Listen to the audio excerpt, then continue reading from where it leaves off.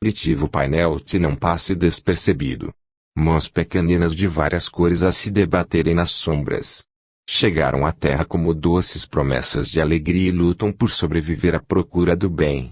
Pelo amor à criancinha que te inspira a beleza do lar, acende o lume da bondade e não recuse socorro aos braços minúsculos que te acenam da onda revolta, suplicando piedade e carinho. Auxilie esses lírios humanos a se desvencilharem do lodo das trevas para que se desenvolvam ao hálito da luz. Dizes que a vida pede amor e esperas um mundo melhor.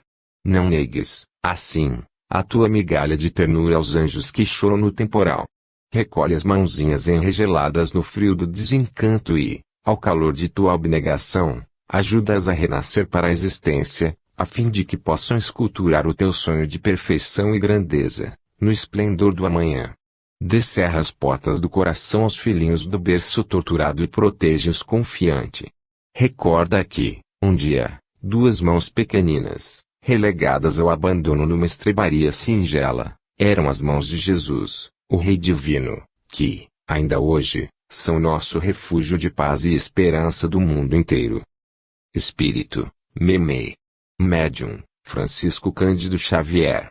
Livro, Deus Aguarda, edição Gen. 136, Ante os outros. Senhor, ensina-nos a compreender a importância dos outros. Em verdade, recolhemos de alguns as dificuldades e os problemas, no entanto, de inúmeros outros obtemos as alegrias e as bênçãos que nos enobrecem a vida.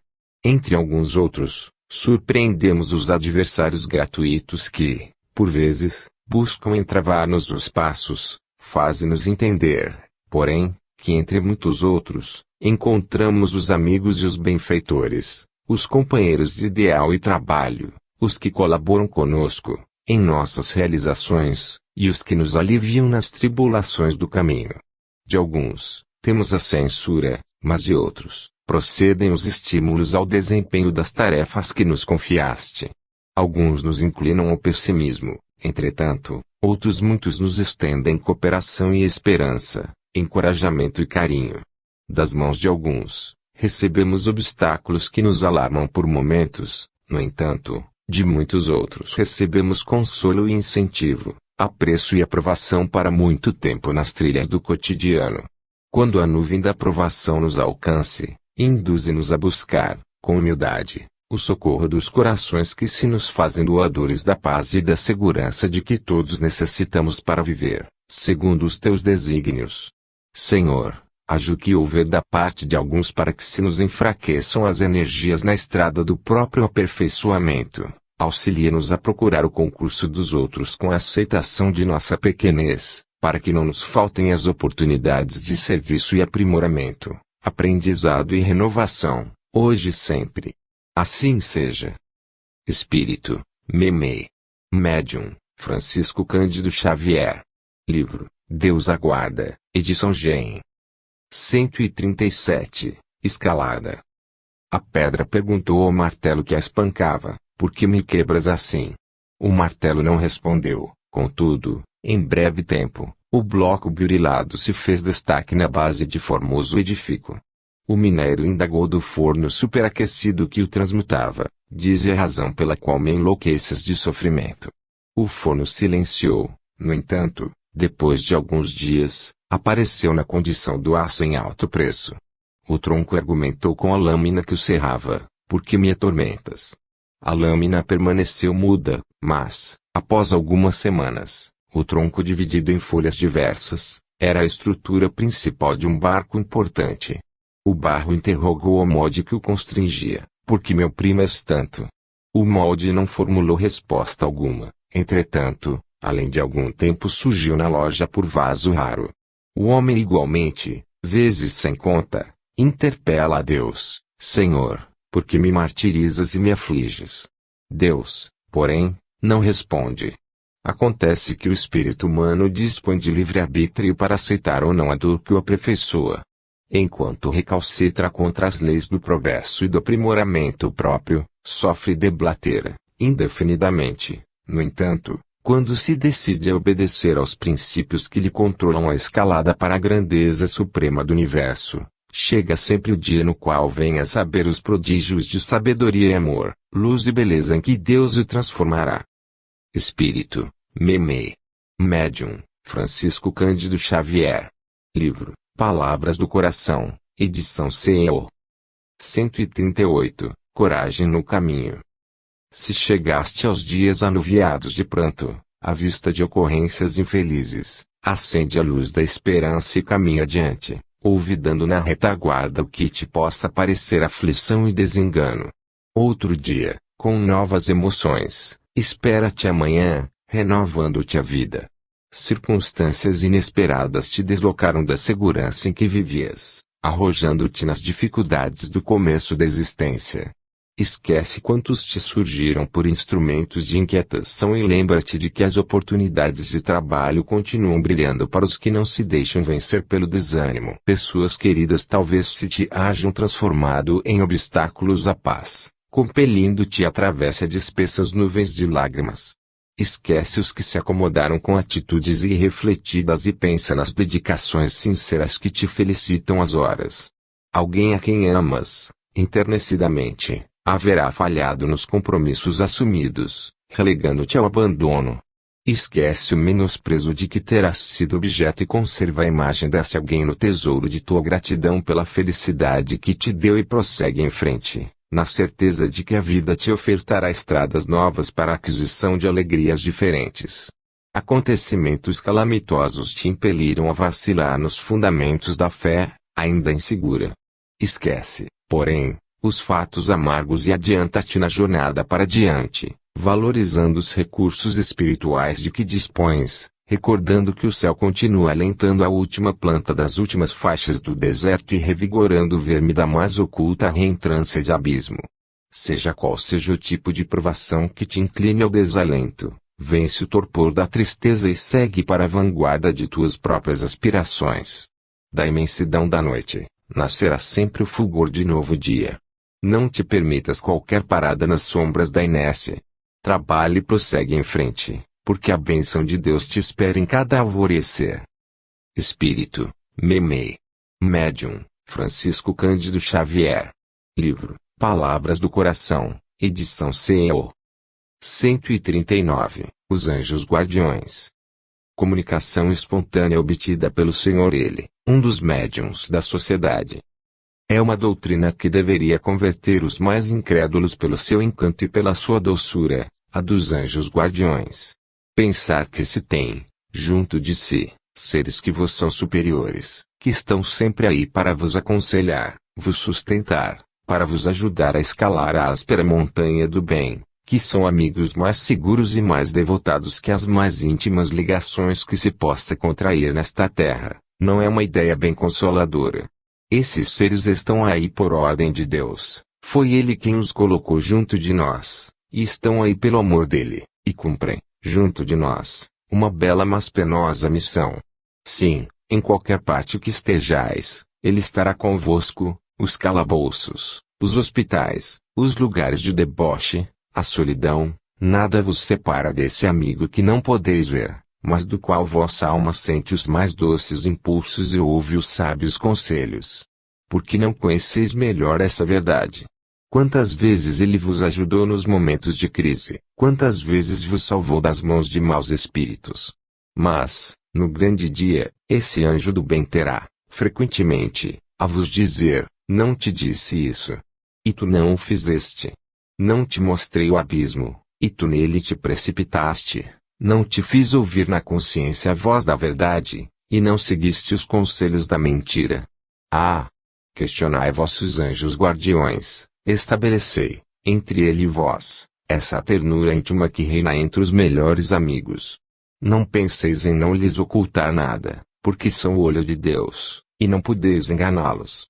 Sonhai com o futuro, procurai avançar nesse caminho, vossas provas nele serão mais curtas. Vossas existências mais felizes. Ide. Homens de coragem, lançai longe de vós, uma vez por todas, preconceitos e dissimulações, entrai no novo caminho que se abre diante de vós, caminhai, caminhai, tendes guias, segui-os, o objetivo não pode vos faltar, porque esse objetivo é o próprio Deus. Aqueles que pensam que é impossível a espíritos verdadeiramente elevados se sujeitarem a uma tarefa tão laboriosa e de todos os instantes, diremos que influenciamos vossas almas estando a vários milhões de léguas de vós. Para nós o espaço não é nada, e mesmo vivendo em um outro mundo, nossos espíritos conservam sua ligação com o vosso. Gozamos de qualidades que não podeis compreender, mas estejais seguros que Deus não nos impôs uma tarefa acima de nossas forças, e que não vos abandonou sozinhos na terra, sem amigos e sem sustentação. Cada anjo guardião tem o seu protegido, sobre o qual ele vela, como um pai vela sobre seu filho. Ele é feliz quando vê seguir o bom caminho, e geme quando seus conselhos são desprezados. Não temais nos cansar com vossas perguntas, ficai, ao contrário, em relação conosco, sereis mais fortes e mais felizes. São essas comunicações, de cada homem com seu espírito familiar, que fazem todos os homens médiuns, ignorados hoje mas que se manifestarão mais tarde, e que se espalharão como um oceano sem limites para refluir a incredulidade e a ignorância. Homens instruídos, instruí, homens de talento, elevai vossos irmãos. Não sabeis que obra cumpris assim, e a do Cristo, aquela que Deus vos impôs.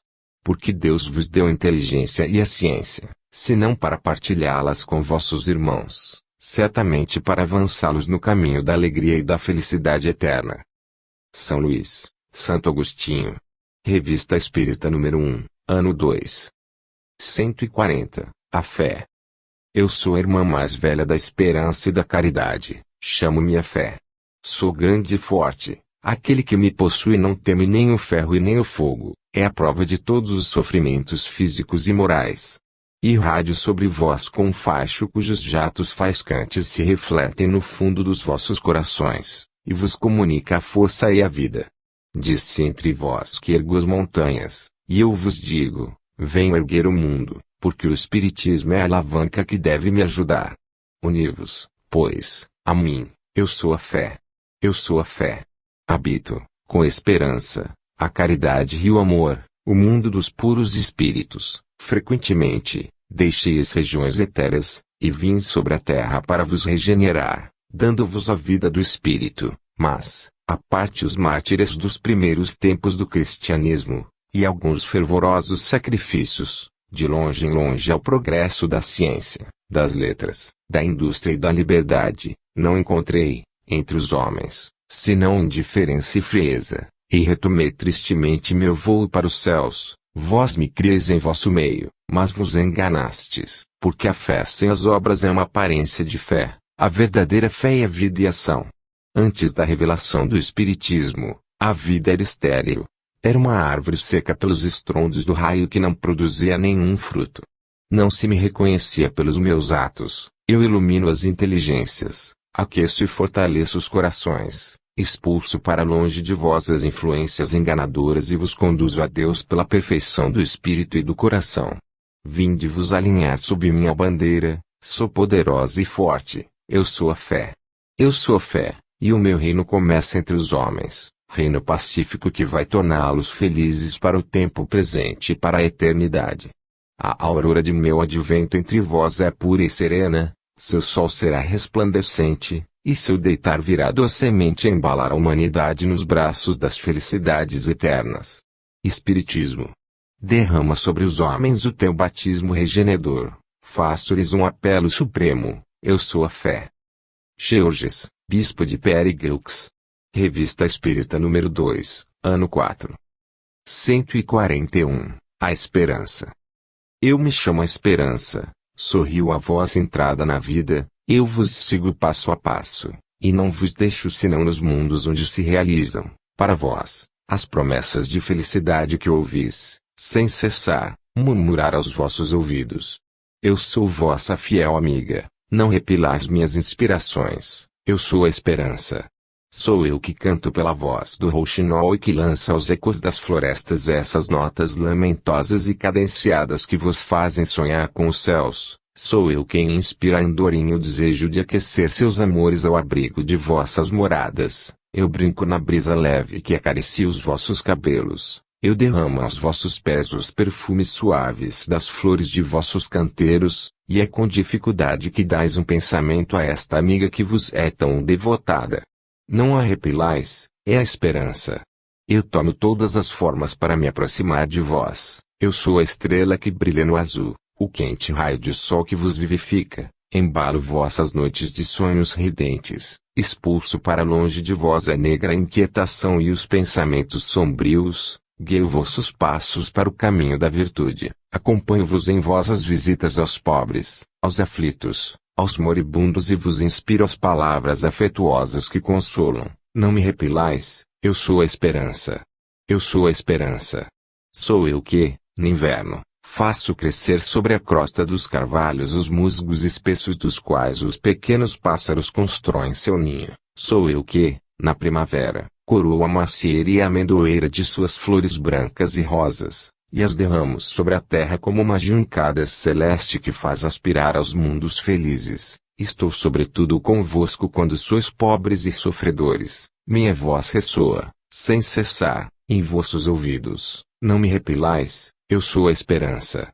Não me repelais, porque o anjo do desespero me faz uma guerra obstinada e se esgota em vãos esforços para me substituir junto de vós. Não sou sempre a mais forte e, quando ele chega a me afastar, vos envolve com suas asas fúnebres, desvia os vossos pensamentos de Deus e vos conduz ao suicídio. Uni-vos a mim para afastar sua funesta influência e deixai-vos embalar docemente em meus braços, porque eu sou a esperança. Félicia. Filha do Médium. Revista Espírita número 2, ano 4. 142. A Caridade. Eu sou a caridade, sim, a verdadeira caridade. Não me pareço em nada com a caridade da qual seguis as práticas. Aquela que usurpou meu nome, entre vós, é fantasiosa, caprichosa, exclusiva, orgulhosa, e venho-vos premunir contra os defeitos que delustram, aos olhos de Deus, o mérito e o brilho de suas boas ações. Sede dóceis às lições que o Espírito de verdade vos faz dar por minha voz. Segui-me, meus fiéis, eu sou a caridade. Segui-me, conheço todos os infortúnios, todas as dores, todos os sofrimentos, todas as aflições que assediam a humanidade. Eu sou a mãe dos órfãos, a filha dos velhos, a protetora e o sustento das viúvas. Eu trato das feridas infectas, eu cuido de todas as enfermidades, eu dou as vestes, o pão e um abrigo àqueles que não os têm. Eu subo aos mais miseráveis sótãos, no humilde choupana, bato à porta dos ricos e dos poderosos, porque, por toda a parte onde vive uma criatura humana, há sob a máscara da felicidade amargas e cruciantes dores. Oh! Quanto minha tarefa é grande! Não posso bastar para cumpri-la se não vierdes em minha ajuda. Vinde a mim, eu sou a caridade. Eu não tenho preferência por ninguém, não digo jamais àqueles que têm necessidade de mim, tenho meus pobres, dirigi-vos para outra parte. Oh! Falsa caridade, quanto mal fazes! Amigos, nos devemos a todos, crede-me. Não recuseis vossa assistência a ninguém. Socorrei-vos uns aos outros com bastante desinteresse para não exigir nenhum reconhecimento da parte daqueles que tiverdes socorrido. A paz do coração e da consciência é a doce recompensa de minhas obras. Eu sou a verdadeira caridade. Ninguém conhece, sobre a terra, o número e a natureza de meus benefícios. Só a falsa caridade fere e humilha aquele que ela alivia. Guardai-vos desse funesto desvio. As ações desse gênero não têm nenhum mérito junto a Deus, e atraem sobre vós sua cólera. Só Ele deve saber e conhecer os impulsos generosos de vossos corações, quando vos fazeis os dispensadores de seus benefícios. Guardai-vos, pois, amigos, de dar publicidade à prática da assistência mútua. Não mais lhe deis o nome de esmola, crede em mim, eu sou a caridade. Tenho tantos infortúnios a aliviar que, frequentemente, tenho os seios e as mãos vazias, venho-vos dizer que espero em vós. O Espiritismo tem por divisa, amor e caridade, e todos os verdadeiros espíritas virão, no futuro, se ajustar a este sublime preceito pregado pelo Cristo, há 18 séculos. Segui-me, pois, irmãos, e vos conduzirei no reino de Deus, nosso Pai. Eu sou a caridade. Adolpe, Bispo de Argélia. Revista Espírita número 2, ano 4. 143, Festa de Natal. Sociedade Espírita de Tours, 24 de dezembro de 1862. Médium, Sr. N. Esta noite que, no mundo cristão, se festeja o nascimento do menino Jesus, mas vós, meus irmãos, deveis também vos rejubilar e festejar o nascimento da nova doutrina espírita. Vê-la-eis crescer como essa criança, virá, como ela, esclarecer os homens e lhes mostrar o caminho que devem percorrer. Logo vereis os reis, como os magos, virem, eles mesmos, pedir a esta doutrina os recursos que não encontram mais nas ideias antigas. Não vos trarão mais o incenso e a mirra, mas se prosternarão de coração diante das ideias novas do Espiritismo. Não vedes já brilhar a estrela que deve guiá-los? Coragem, pois, meus irmãos, coragem, e logo podereis com o mundo inteiro celebrar a grande festa da regeneração da humanidade. Meus irmãos, por muito tempo guardastes em vosso coração o germe dessa doutrina, mas hoje eis que ele aparece à luz com o apoio de um tutor solidamente plantado e que não deixará curvar seus fracos ramos. Com esse apoio providencial, crescerá dia a dia e se tornará a árvore da criação divina. Dessa árvore recolhereis frutos que não conservareis só para vós, mas para vossos irmãos que terão fome e sede da fé sagrada. Ó! Então, apresentai-lhes esse fruto, e exclamai do fundo do vosso coração: vinde, vinde partilhar conosco o que alimenta o nosso espírito e alivia as nossas dores físicas e morais. Mas não esqueçais, meus irmãos, que Deus vos fez levantar o primeiro germe, e esse germe cresceu e se tornou já uma árvore própria para dar seu fruto.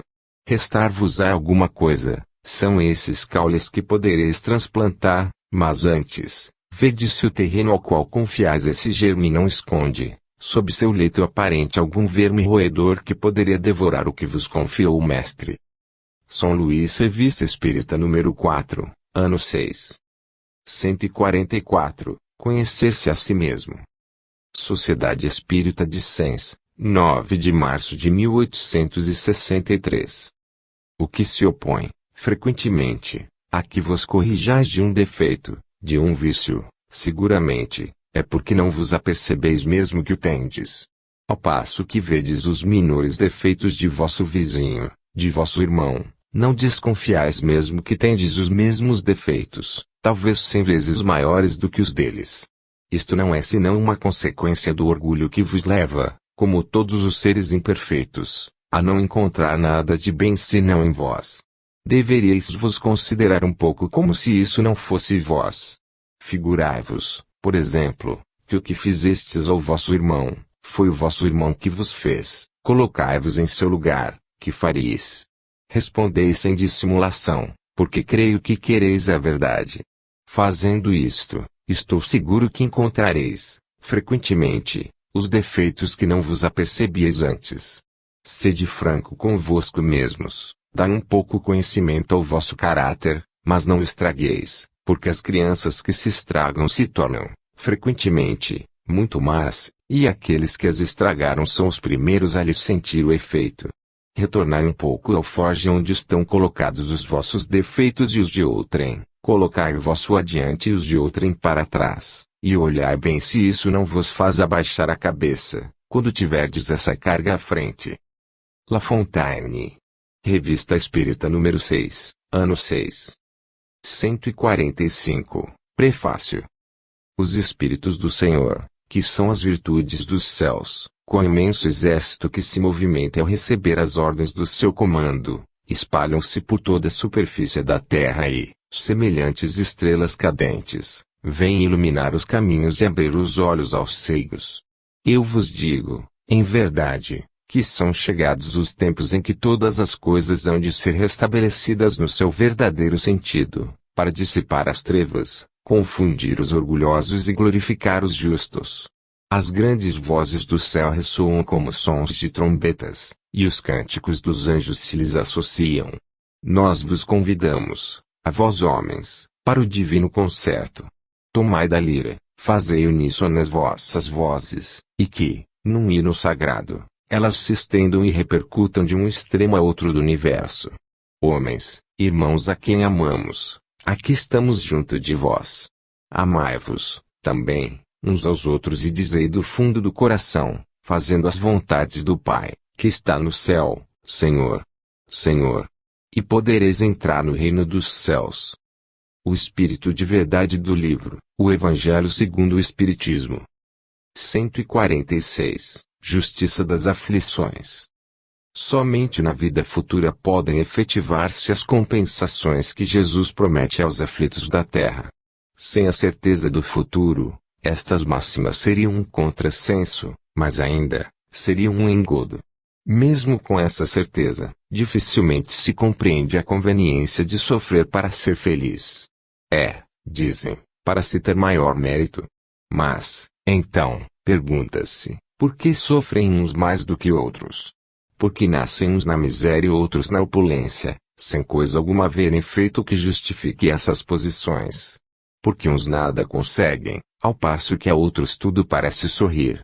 Todavia, o que ainda menos se compreende é que os bens e os males sejam tão desigualmente repartidos entre o vício e a virtude, e que os homens virtuosos sofram, ao lado dos maus que prosperam. A fé no futuro pode consolar e infundir paciência, mas não explica essas anomalias, que parecem desmentir a justiça de Deus. Entretanto, desde que admita a existência de Deus, ninguém o pode conceber sem o infinito das perfeições. Ele necessariamente tem todo o poder, toda a justiça, toda a bondade, sem o que não seria Deus. Se é soberanamente bom e justo, não pode agir caprichosamente, nem com parcialidade. Logo, as vicissitudes da vida derivam de uma causa e, pois que Deus é justo, justa há de ser essa causa. Isso de que cada um deve bem compenetrar-se. Por meio dos ensinos de Jesus, Deus pôs os homens na direção dessa causa, e hoje, julgando-os suficientemente maduros para compreendê-la, lhes revela completamente a iludida causa, por meio do Espiritismo, isto é, pela palavra dos Espíritos. Do livro, O Evangelho segundo o Espiritismo, capítulo 5, item 3. 147. Bem e mal sofrer. Quando Cristo disse, bem-aventurados os aflitos, o reino dos céus lhes pertence, não se referia de modo geral aos que sofrem, visto que sofrem todos os que se encontram na terra, quer ocupem tronos, quer jazam sobre a palha. Mas, poucos sofrem bem, poucos compreendem que somente as provas bem suportadas podem conduzi-los ao reino de Deus. O desânimo é uma falta. Deus vos recusa consolações, desde que vos falte coragem. A prece é um apoio para a alma, contudo, não basta, é preciso tenha por base uma fé viva da bondade de Deus. Ele já muitas vezes vos disse que não coloca fardos pesados em ombros fracos. O fardo é proporcionado às forças, como a recompensa o será a resignação e a coragem. Mais opulenta será a recompensa, do que penosa a aflição. Cumpre, porém, merecê-la, e é para isso que a vida se apresenta cheia de tribulações. O militar que não é mandado para as linhas de fogo fica descontente, porque o repouso no campo nenhuma ascensão de posto lhe faculta. Sede, pois, como militar e não desejeis um repouso em que o vosso corpo se enervaria e se entorpeceria a vossa alma. Alegrai-vos, quando Deus vos enviar para a luta. Não consiste esta no fogo da batalha, mas nos amargores da vida, onde, às vezes, de mais coragem se há mister do que num combate sangrento, porquanto não é raro que aquele que se mantém firme em presença do inimigo fraqueje nas tenazes de uma pena moral. Nenhuma recompensa obtém o homem por essa espécie de coragem, mas, Deus lhe reserva palmas de vitória e uma situação gloriosa. Quando vos advém uma causa de sofrimento ou de contrariedade, sobreponde-vos a ela, e, quando houverdes conseguido dominar os ímpetos da impaciência, da cólera, ou do desespero, dizei, de vós para convosco, cheio de justa satisfação, fui o mais forte. Bem-aventurados os aflitos pode então traduzir-se assim, bem-aventurados os que têm ocasião de provar sua fé, sua firmeza, sua perseverança e sua submissão à vontade de Deus, porque terão centuplicada a alegria que lhes falta na terra, porque depois do labor virá o repouso. Lacordaire. Havre, 1863, do livro, O Evangelho segundo o Espiritismo. 148, Consolador Prometido. Se me amais, guardai os meus mandamentos, e eu rogarei a meu Pai e ele vos enviará outro Consolador, a fim de que fique eternamente convosco, o Espírito de verdade, que o mundo não pode receber, porque o não vê e absolutamente o não conhece. Mas, quanto a vós, conhecê-lo-eis, porque ficará convosco e estará em vós. Porém, o Consolador, que é o Santo Espírito, que meu Pai enviará em meu nome, vos ensinará todas as coisas e vos fará recordar tudo o que vos tenho dito. São João, capítulo 14, w. 15 a 17 e 26. Jesus promete outro Consolador, o Espírito de verdade, que o mundo ainda não conhece, por não estar maduro para o compreender. Consolador que o Pai enviará para ensinar todas as coisas e para relembrar o que o Cristo há dito. Se, portanto, o Espírito de verdade tinha de vir mais tarde ensinar todas as coisas, é que o Cristo não dissera tudo. Se ele vem relembrar o que o Cristo disse, é que o que este disse foi esquecido ou mal compreendido. O Espiritismo vem, na época predita, cumprir a promessa do Cristo, preside ao seu advento o Espírito de verdade. Ele chama aos homens à observância da lei, ensina todas as coisas fazendo compreender o que Jesus só disse por parábolas. Advertiu o Cristo, ouçam os que têm ouvidos para ouvir. O Espiritismo vem abrir os olhos e os ouvidos, porquanto fala sem figuras, nem alegorias, levanta o véu intencionalmente lançado sobre certos mistérios. Vem, finalmente, trazer a consolação suprema aos deserdados da terra e a todos os que sofrem, atribuindo causa justa e fim útil a todas as dores. Disse o Cristo, bem-aventurados os aflitos, pois que serão consolados. Mas, como há de alguém sentir-se ditoso por sofrer, se não sabe por que sofre? O Espiritismo mostra a causa dos sofrimentos nas existências anteriores e na destinação da terra, onde o homem espia o seu passado. Mostra o objetivo dos sofrimentos, apontando-os como crises salutares que produzem a cura e como meio de depuração que garante a felicidade nas existências futuras. O homem compreende que mereceu sofrer e acha justo o sofrimento. Sabe que este lhe auxilia o adiantamento e o aceita sem murmurar, como o obreiro aceita o trabalho que lhe assegurará o salário. O Espiritismo lhe dá a fé inabalável no futuro e a dúvida pungente não mais se lhe apossa da alma. Dando-lhe a ver do alto as coisas, a importância das vicissitudes terrenas some-se no vasto e esplêndido horizonte que lhe faz descortinar, e a perspectiva da felicidade que o espera lhe dá a paciência, a resignação e a coragem de ir até ao termo do caminho. Assim, o Espiritismo realiza o que Jesus disse do Consolador prometido, conhecimento das coisas, fazendo que o homem saiba de onde vem, para onde vai e por que está na terra. Atrai para os verdadeiros princípios da lei de Deus e consola pela fé e pela esperança. Do livro, O Evangelho segundo o Espiritismo, capítulo 6, itens 13 e 4. 149. A afabilidade e a doçura. A benevolência para com os seus semelhantes, fruto do amor ao próximo, produz a afabilidade e a doçura, que lhes são as formas de manifestar-se. Entretanto, nem sempre há que fiar nas aparências. A educação e a frequentação do mundo podem dar ao homem o verniz dessas qualidades. Quantos há cuja fingida bonomia não passa de máscara para o exterior, de uma roupagem cujo talhe primoroso dissimula as deformidades interiores? O mundo está cheio dessas criaturas que têm nos lábios o sorriso e no coração o veneno, que são brandas, desde que nada as agaste, mas que mordem a menor contrariedade, cuja língua, de ouro quando falam pela frente, se muda em dardo peçonhento, quando estão por detrás. A essa classe também pertencem esses homens, de exterior benigno, que, tiranos domésticos, fazem que suas famílias e seus subordinados lhes sofram o peso do orgulho e do despotismo, como a quererem desforrar-se do constrangimento que, fora de casa, se impõem a si mesmos. Não se atrevendo a usar de autoridade para com os estranhos, que os chamariam à ordem, Acham que pelo menos devem fazer-se temidos daqueles que lhes não podem resistir. Envaidecem-se de poderem dizer, aqui mando e sou obedecido, sem lhes ocorrer que poderiam acrescentar, e sou detestado. Não basta que dos lábios manem leite e mel.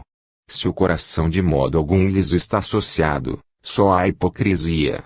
Aquele cuja afabilidade e doçura não são fingidas nunca se desmente, é o mesmo, tanto em sociedade, como na intimidade. Esse, ao demais, sabe que se, pelas aparências, se consegue enganar os homens, a Deus ninguém engana. Lázaro, Paris, 1861, do livro, O Evangelho segundo o Espiritismo, capítulo 9, item 6. 150. O egoísmo. O egoísmo, chaga da humanidade, tem que desaparecer da terra, a cujo progresso moral obsta. Ao Espiritismo está reservada a tarefa de fazê-lo ascender na hierarquia dos mundos. O egoísmo é, pois, o alvo para o qual todos os verdadeiros crentes devem apontar suas armas, dirigir suas forças, sua coragem. Digo, coragem, porque dela muito mais necessita cada um para vencer-se a si mesmo, do que para vencer os outros. Que cada um, portanto, empregue todos os esforços a combatê-lo em si, certo de que esse monstro devorador de todas as inteligências, esse filho do orgulho é o causador de todas as misérias do mundo terreno. E a negação da caridade e, por conseguinte, o maior obstáculo à felicidade dos homens.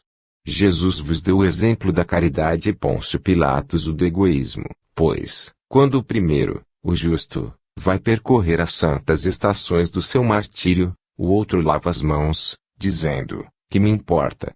Animou-se a dizer aos judeus, este homem é justo, porque o quereis crucificar. E, entretanto, deixe que o conduzam ao suplício. É a esse antagonismo entre a caridade e o egoísmo, a invasão do coração humano por essa lepra que se deve atribuir o fato de não haver ainda o cristianismo desempenhado por completo a sua missão. Cabem-vos a vós, novos apóstolos da fé, que os espíritos superiores esclarecem, o encargo e o dever de extirpar esse mal, a fim de dar ao cristianismo toda a sua força e desobstruir o caminho dos pedroços que lhe embaraçam a marcha. Expulsai da terra o egoísmo para que ela possa subir na escala dos mundos, porquanto já é tempo de a humanidade envergar sua veste viril, para o que cumpre que primeiramente o expilais dos vossos corações. Emmanuel, Paris, 1861, do livro, O Evangelho segundo o Espiritismo, capítulo 11, item 11. 151. O ódio. Amai-vos uns aos outros e sereis felizes. Tomai sobretudo ao peito amar os que vos inspiram indiferença, ódio, ou desprezo. O Cristo, que deveis considerar modelo, deu-vos o exemplo desse devotamento. Missionário do amor, ele amou até dar o sangue e a vida por amor. Penoso vos é o sacrifício de amardes os que vos ultrajam e perseguem, mas, precisamente, esse sacrifício é que vos torna superiores a eles. Se os odiasses, como vos odeiam, não valeríeis mais do que eles. Amá-los é a hóstia imácula que ofereceis a Deus na ara dos vossos corações, hóstia de agradável aroma e cujo perfume lhe sobe até o seio.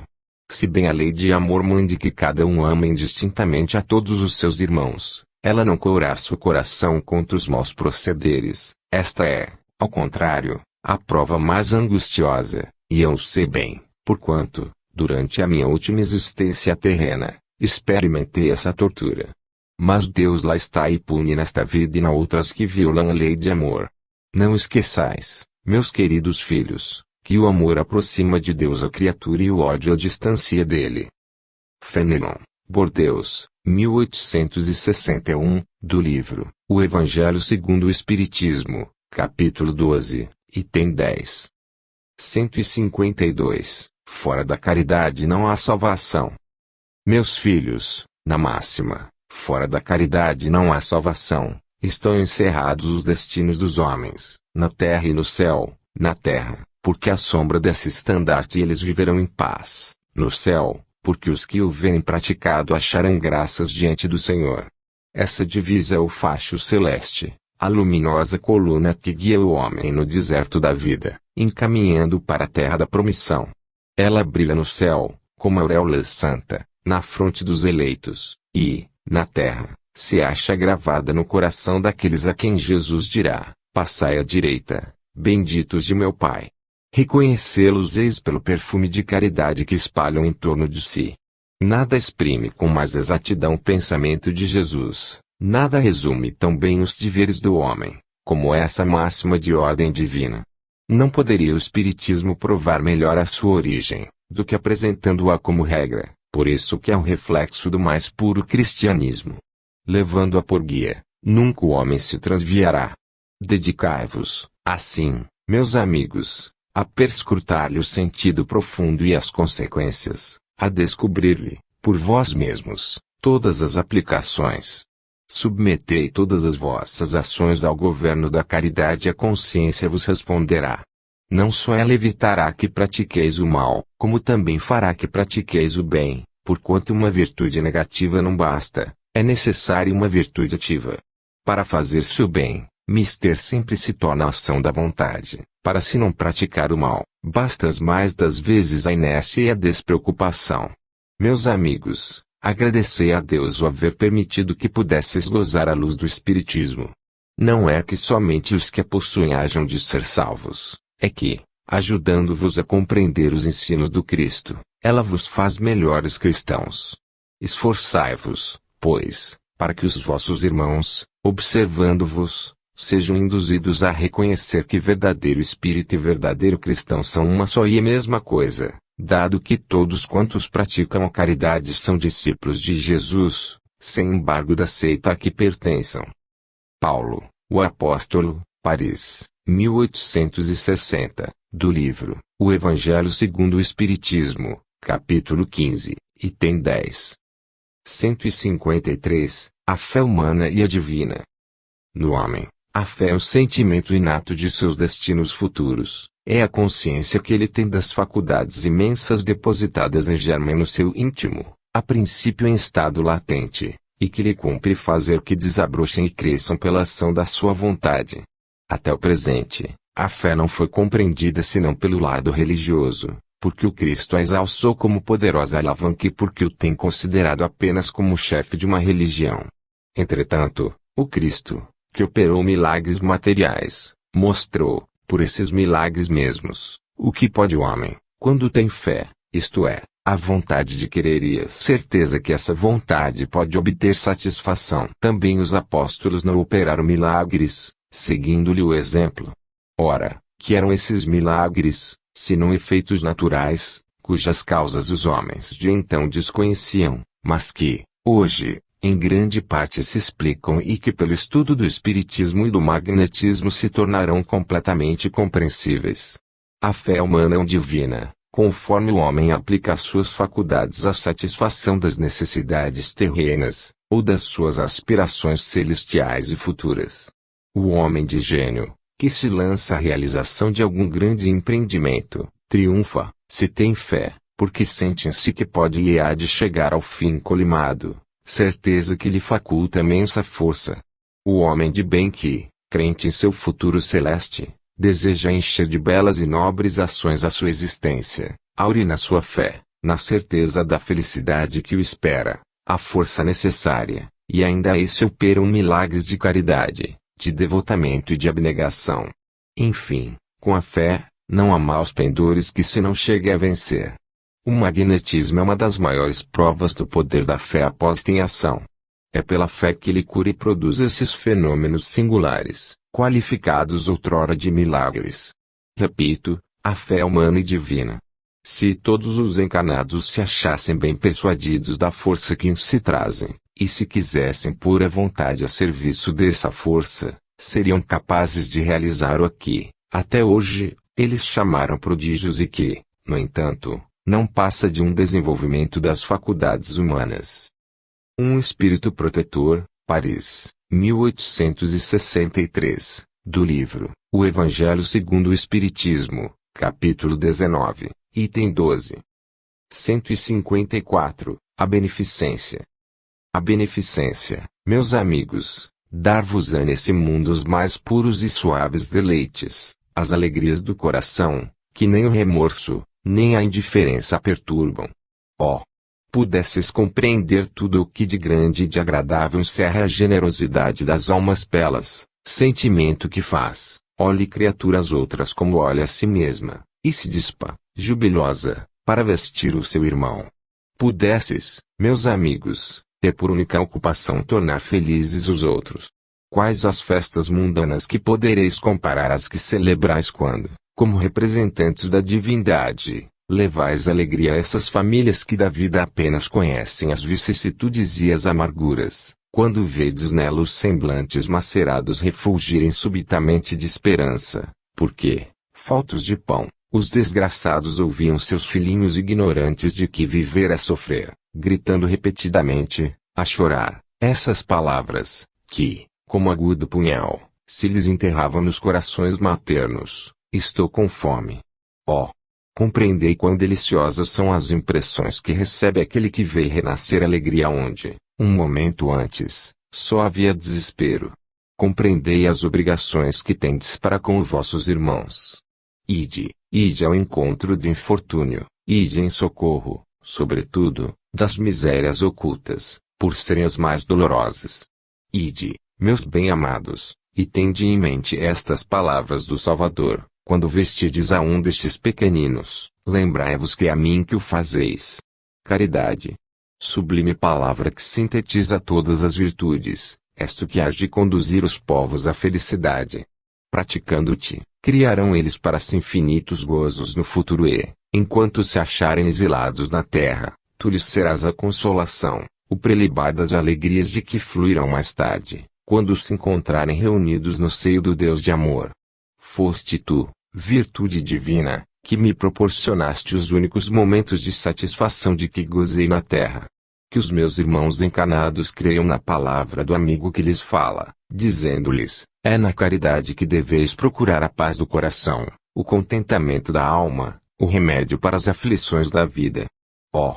Quando estiverdes a ponto de acusar a Deus, lançai um olhar para baixo de vós, vede que de misérias aliviar, que de pobres crianças sem família, que de velhos sem qualquer mão amiga que os ampare e lhes feche os olhos quando a morte os reclame. Quando bem o fazer. Ó! Não vos queixeis, ao contrário, agradecei a Deus e prodigalizai a mancheias a vossa simpatia, o vosso amor, o vosso dinheiro por todos os que, deserdados dos bens deste mundo, enlanguecem na dor e no insulamento. Colhereis neste mundo bem doces alegrias e, mais tarde, só Deus o sabe. Adolfo, Bispo do Argel, Bordeaux, 1861, do livro O Evangelho segundo o Espiritismo, capítulo 13, item 11. 155, Encarnação dos Espíritos. O Espiritismo ensina de que maneira se opera a união do espírito com o corpo, na encarnação. Pela sua essência espiritual, o espírito é um ser indefinido, abstrato, que não pode ter ação direta sobre a matéria, sendo-lhe indispensável um intermediário, que é o envoltório fluídico, o qual, de certo modo, faz parte integrante dele. É semimaterial esse envoltório, isto é, pertence à matéria pela sua origem e à espiritualidade pela sua natureza etérea. Como toda matéria, ele é extraído do fluido cósmico universal que, nessa circunstância, sofre uma modificação especial. Esse envoltório, denominado perispírito, faz de um ser abstrato, do espírito, um ser concreto, definindo, apreensível pelo pensamento. Torna-o apto a atuar sobre a matéria tangível, conforme se dá com todos os fluidos imponderáveis, que são, como se sabe, os mais poderosos motores. O fluido perispirítico constitui, pois, o traço de união entre o espírito e a matéria. Enquanto aquele se acha unido ao corpo, serve-lhe ele de veículo ao pensamento, para transmitir o movimento às diversas partes do organismo, as quais atuam sob a impulsão da sua vontade e para fazer que repercutam no espírito as sensações que os agentes exteriores produzam. Servem-lhe de fios condutores os nervos como, no telégrafo, ao fluido elétrico serve de condutor o fio metálico. Quando o espírito tem de encarnar num corpo humano em vias de formação, um laço fluídico, que mais não é do que uma expansão do seu perispírito, o liga ao germe que o atrai por uma força irresistível, desde o momento da concepção. À medida que o germe se desenvolve, o laço se encurta. Sob a influência do princípio vital-material do germe perispírito, que possui certas propriedades da matéria, se une, molécula a molécula, ao corpo em formação, de onde o poder dizer-se que o espírito, por intermédio do seu perispírito, se enraiza, de certa maneira, nesse germe, como uma planta na terra. Quando o germe chega ao seu pleno desenvolvimento, completa a união, nasce então o ser para a vida exterior. Por um efeito contrário, a união do perispírito e da matéria carnal, que se efetuara sob a influência do princípio vital do germe, cessa, desde que esse princípio deixa de atuar, em consequência da desorganização do corpo. Mantida quer por uma força atuante, tal união se desfaz, logo que essa força deixa de atuar. Então, o perispírito se desprende, molécula a molécula, conforme se unira, e ao espírito é restituída a liberdade. Assim, não é a partida do espírito que causa a morte do corpo, esta é que determina a partida do espírito. Dado que, um instante após a morte, completa a integração do espírito, que suas faculdades adquirem até maior poder de penetração, ao passo que o princípio de vida se acha extinto no corpo, provado evidentemente fica que são distintos o princípio vital e o princípio espiritual. Do livro, A Gênese, capítulo 11, itens 17 e 18. 156. A existência da alma. Todas as religiões são acordes quanto ao princípio da existência da alma, sem, contudo, o demonstrarem. Não o são, porém, nem quanto à sua origem, nem com relação ao seu passado e ao seu futuro nem, principalmente, e isto é o essencial, quanto às condições de que depende a sua sorte vindoura. Em sua maioria, elas apresentam, do futuro da alma, e o impõem à crença de seus adeptos, um quadro que somente a fé cega pode aceitar, visto que não suporta exame sério. Ligado aos seus dogmas, as ideias que nos tempos primitivos se faziam do mundo material e do mecanismo do universo, o destino que elas atribuem à alma não se concilia com o estado atual dos conhecimentos. Não podendo, pois, se não perder com o exame e a discussão, as religiões acham mais simples proscrever-me outro. Dessas divergências no tocante ao futuro do homem nasceram a dúvida e a incredulidade. Entretanto, a incredulidade dá lugar a um penoso vácuo. O homem encara com ansiedade o desconhecido em que tem fatalmente de penetrar. Gela a ideia do nada. Diz-lhe a consciência que alguma coisa lhe está reservada para além do presente. Que será? Sua razão, com o desenvolvimento que alcançou, já lhe não permite admitir as histórias com que o acalentaram na infância, nem aceitar como realidade a alegoria. Qual o sentido dessa alegoria? A ciência lhe rasgou um canto do véu, não lhe revelou, porém, o que mais lhe importa saber. Ele interroga em vão, nada lhe responde ela de maneira peremptória e apropriada a lhe acalmar as apreensões. Por toda parte depara com a afirmação a se chocar com a negação, sem que de um lado ou de outro se apresentem provas positivas. Daí a incerteza e a incerteza sobre o que concerne a vida futura faz que o homem se atire, tomado de uma espécie de frenesi, para as coisas da vida material. Esse é o inevitável efeito das épocas de transição, rui o edifício do passado, sem que ainda o do futuro se ache construído. O homem se assemelha ao adolescente que, já não tendo a crença ingênua dos seus primeiros anos, ainda não possui os conhecimentos próprios da maturidade. Apenas sente vagas aspirações, que não sabe definir. Do livro, A Gênese, capítulo 4, itens 13 e 14. 157. Benefícios da encarnação. Com a reencarnação, desaparecem os preconceitos de raças e de castas, pois o mesmo espírito pode tornar a nascer rico ou pobre, capitalista ou proletário, chefe ou subordinado, livre ou escravo, homem ou mulher. De todos os argumentos invocados contra a injustiça da servidão e da escravidão, contra a sujeição da mulher à lei do mais forte, nenhum há que prime, em lógica, ao fato material da reencarnação. Se, pois, a reencarnação funda numa lei da natureza o princípio da fraternidade universal, também funda na mesma lei o da igualdade dos direitos sociais e, por conseguinte, o da liberdade. Tirai ao homem um espírito livre e independente, sobrevivente à matéria, e fareis dele uma simples máquina organizada, sem finalidade, nem responsabilidade, sem outro freio além da lei civil e própria a ser explorada como um animal inteligente. Nada esperando depois da morte, nada obstaquiamente os gozos do presente, se sofre, só tem a perspectiva do desespero e o nada como refúgio. Com a certeza do futuro, com o de encontrar de novo aqueles a quem amou e com o temor de tornar a ver aqueles a quem ofendeu, todas as suas ideias mudam. O Espiritismo, ainda que só fizesse forrar o homem a dúvida relativamente à vida futura, teria feito mais pelo seu aperfeiçoamento moral do que todas as leis disciplinares, que o detêm algumas vezes, mas que o não transformam.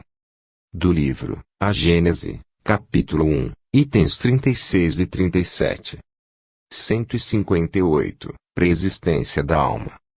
Sem a preexistência da alma, a doutrina do pecado original não seria somente inconciliável com a justiça de Deus, que tornaria todos os homens responsáveis pela falta de um só, seria também um contrassenso, e tanto menos justificável quanto, segundo essa doutrina, a alma não existia na época que se pretende fazer que a sua responsabilidade remonte. Com a preexistência, o homem traz, ao renascer, o germen das suas imperfeições, dos defeitos de que se não corrigiu e que se traduzem pelos instintos naturais e pelos pendores para tal ou tal vício.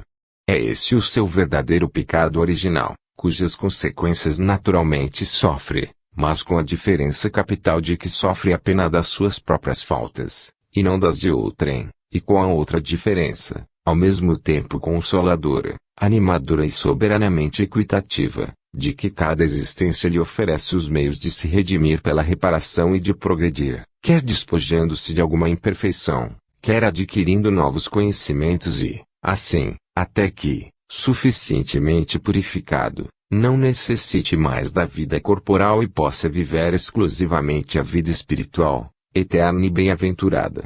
Pela mesma razão, aquele que progrediu moralmente traz, ao renascer, qualidades naturais, como que progrediu intelectualmente traz ideias inatas, identificado com o bem, pratica-o sem esforço, sem cálculo e, por assim dizer, sem pensar.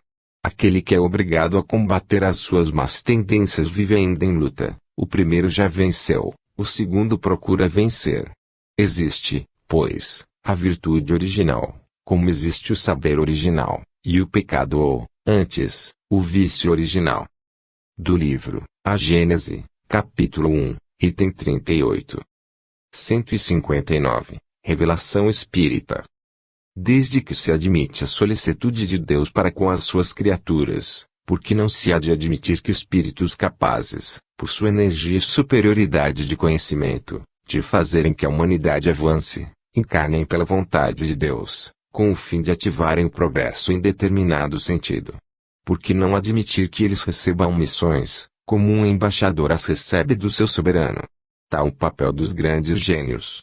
Que vêm eles fazer, senão ensinar os homens verdades que estes ignoram e ainda ignorariam durante largos períodos, a fim de lhes dar um ponto de apoio mediante o qual possam elevar-se mais rapidamente. Esses gênios, que aparecem através dos séculos como estrelas brilhantes, deixando longo traço luminoso sobre a humanidade, são missionários ou, se o quiserem, messias. O que de novo ensinam aos homens, quer na ordem física, quer na ordem filosófica, são revelações. Se Deus suscita reveladores para as verdades científicas, pode com mais forte razão, suscitá-los para as verdades morais, que constituem elementos essenciais do progresso. Tais são os filósofos cujas ideias atravessam os séculos. Do livro, A Gênese, capítulo 1, item 6. 160. Pluralidade dos mundos. Todos os globos que circulam no espaço são habitados. Sim, e o homem da Terra está longe de ser, como crê, o primeiro em inteligência, em bondade e perfeição. Todavia, há homens que se creem muito fortes, que imaginam que somente seu pequeno globo tem o privilégio de abrigar seres racionais. Orgulho e vaidade. Julgam que Deus criou o universo só para eles. Deus povoou os mundos de seres vivos, concorrendo todos ao objetivo final da providência. Acreditar que os seres vivos estão limitados a um único ponto que habitamos no universo, seria pôr em dúvida a sabedoria de Deus, que não fez nada inútil. Ele deve ter determinado para